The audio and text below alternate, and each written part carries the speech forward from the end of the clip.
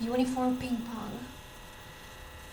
Those words Adachi spoke while skipping class with me, let's go play ping pong, will eventually turn into a small-scale table tennis craze between us two. A table and all the necessary equipment, rarely used these days, had been stored on the second floor of the gym. As we obviously could not open the large window, it was a little hot and stuffy up there. A green net was stretched across the side that overlooked the first floor. It was there to stop any stray balls from falling down, likely something from a time when the school still used to have a table tennis club. Sitting on its edge, chatting with Adachi in hushed voices had been starting to get a little boring, which is why I had agreed to her suggestion. It was the end of October, a time when winter uniforms had already replaced the summer ones, but the weather was still slightly too hot for their long sleeves. The sky was clear and blue without a single cloud, and the gym classes were being held outside. Adachi and I were the only ones using the gym, although without permission. After taking a peek down to the first floor and confirming that that really was the case, we began setting up the table. "Were you in any clubs in middle school?" Adachi asked me while struggling to install the net onto the table. Though the two of us had been skipping class together for a month now, I suppose the school clubs just were something that had never come up. "Yeah, I played basketball. I was pretty into it actually, and often take late practicing shots." "Wouldn't have thought," Adachi replied, probably because I was shorter than her. "So, should we play basketball then?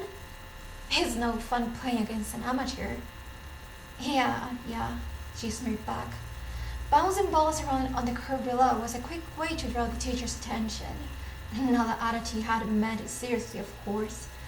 Besides, as we naturally were both wearing school uniforms, I had a feeling we would have been way too bothered by our skirts riding up to focus on anything else. Ping pong had just enough movement for an amateur to handle, in the small quiet space on the second floor. Adachi and I were the first year high school students, though both far from what you call a Model 1. We hadn't known each other forever or anything like that, but rather had met for the first time after starting here. What I knew about her was a puddle compared to the ocean of what I didn't. Most of those were things that I had no need to know. There wasn't really anything all that adventurous about Adachi's looks. Her hair, a bit on the longer side, had been dyed light brown, but it barely stood out, to the point that you could easily have mistaken it as her real hair color. Her body was slender and generally curveless. Her shoulders were also heavily slapped, leading one to wonder if she even had any. At the same time, as her eyes were confident and her lips thin, the expressions on her face oftentimes looked cold. In truth, however, she was calm, or rather quiet. Though she got angry and laughed like anyone else, not once had I seen her raise her voice. She often wore a silver bracelet around her left wrist. It was perhaps a little too big, and the way it rested on her wrist made it look like she was wearing a thin handcuff on just one of her hands. As for me, my hair was dark brown, and anyone could have seen that it was dyed. I also spent longer putting on makeup than Adachi, though it was pretty ridiculous that a single small earring was all it took for people to treat me like a delinquent. Adachi was still far more popular with the teachers, probably because she was the prettier one and rarely, if ever, acted defiant.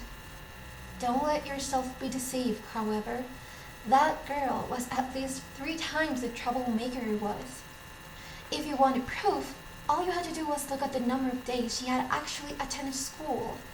Even so, being 3 times as diligent as Adachi wasn't enough to make me an honor student, unfortunately. Our test scores were also in the same range, curiously enough. Adachi had taken off her uniform jacket and tied it around her waist. Once the table was fully set up, I followed her lead and took mine off too. I'd been moving my body all over and didn't want it to tear. Of course, the main reason was how hot it was in here. I took off the makeup I was wearing since I was going to get sweaty anyway, and held the racket, which, from the looks of it, had a mold running on it. The pink spotted pimple ball rested on my palm. Adachi stood facing me, in her left hand holding a racket of her own. Looking at her, I noticed something I had never noticed before. She was left-handed. When did you last play table tennis? Not since 6th grade. We talked while hitting the ball back and forth. This was the kind of vocabulary I hadn't used in ages, and a grin soon formed on my face. 6th grade? That's like forever ago. Being right-handed made it easy for me to aim for her right side. I mercilessly shot the ball towards that area, only for Adachi to skillfully hit it back with the back of her racket, barely moving from where she stood. You were pretty fast. I can do this too.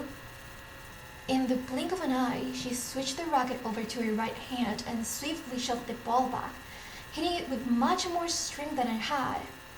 I was left staring in awe. Well, the ball did end up missing the table completely and landing in the net behind me, but still, impressive nonetheless. We killed some time like that, playing casual ping pong with some occasional serious back and forths. Meanwhile, in the classroom, the third period class was taking place. What was it Montes again? Maths? Maybe Japanese history? Either way, I was far too busy chasing the ball to try to remember. Classes and such had become a secondary issue in my mind. Adachi and I hadn't always skipped class together. She had her own places and I had mine. Not that she even used to come to school that much anyway. Reading manga and stuff, you often see students hanging around on their school's roof. In reality, however, most schools have their roofs closed off.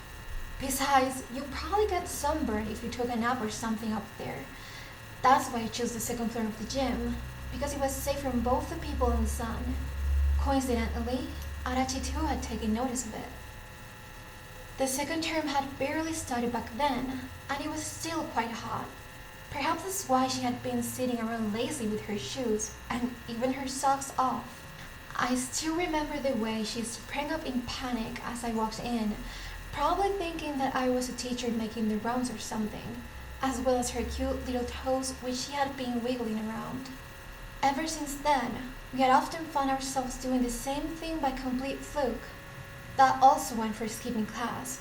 We got a hunch that other might have come here, and when we went to check, there they were.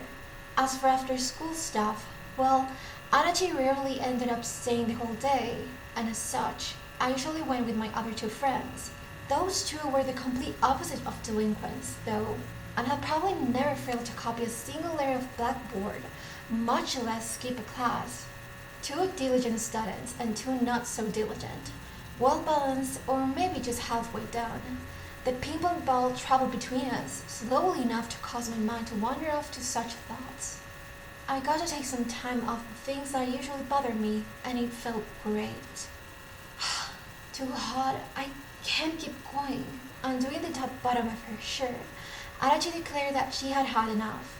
She placed the racket on the table and waved her hands sideways, as if to further reinforce her statement. She wasn't the only one exhausted. I rolled up my sleeves, now sticking to my arms with sweat, and left the table as well. The ping pong ball remained in my hand though. I could have tried tossing it on the table, but since I didn't feel confident in my ability to land the throw, I decided against it. Whoever was in charge of cleaning this place must have been pretty careless. The floor was covered in a thick layer of dust, sticking to it like wax. Neither I nor Adachi really wanted to sit on it, but thankfully the net that stopped balls from falling down to the first floor also doubled as a bench. On it we sat, quietly. I want some wind, Adachi muttered, her face flushed and her cheeks burning, feeling the exact same way. I gave the window we weren't able to open a bitter look. It wasn't that the window was locked or anything, of course, and if we tried, we would probably have opened it with ease. No, the problem was more that if we did that, people outside might see and realize that someone was up here. Should we go out? It's lunch break soon. Adachi had rolled up the sleeves of her shirt and even pulled its sail out of her skirt. No way I could ever wear my uniform that casually. If left alone, she'd probably roll up her skirt too. Another thing that I wasn't able to imitate. Even if no one was watching, it was still kind of embarrassing.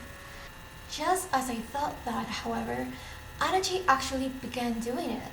She grabbed her skirt and waved it. My, how immodest.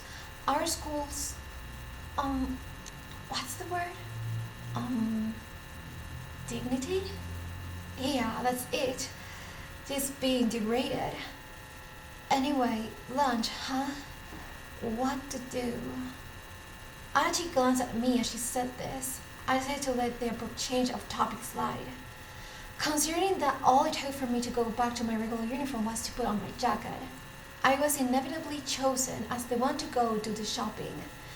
If Adachi were to go, she would have to first tuck her shirt, roll down her sleeves, redo her buttons, and then put on her jacket. And that was just way too much work. She probably also wanted to fix her hair, seeing how it had fluffed up slightly. Fine, I'll go. I promise I'll go next time. I don't think your next time and mine are the same thing.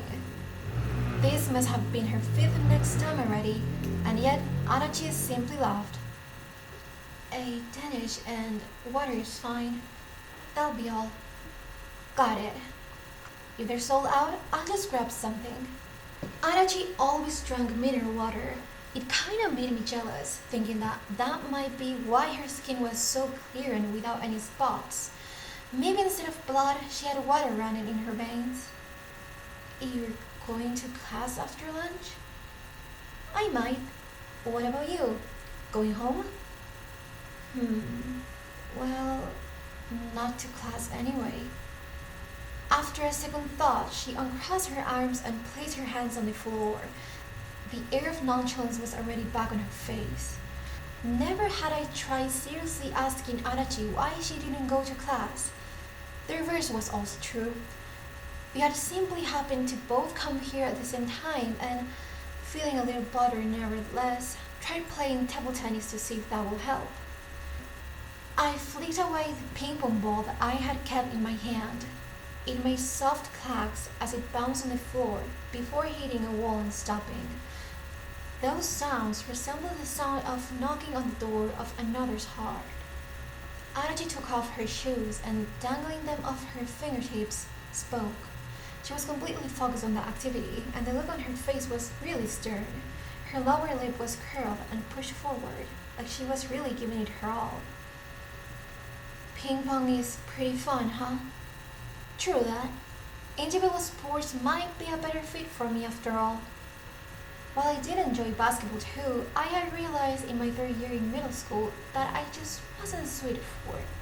I was the kind of person who, when it came to competitions, always wanted to test how far they could get with their own strength alone.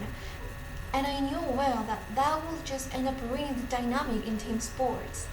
I also regularly got told off for hogging the ball.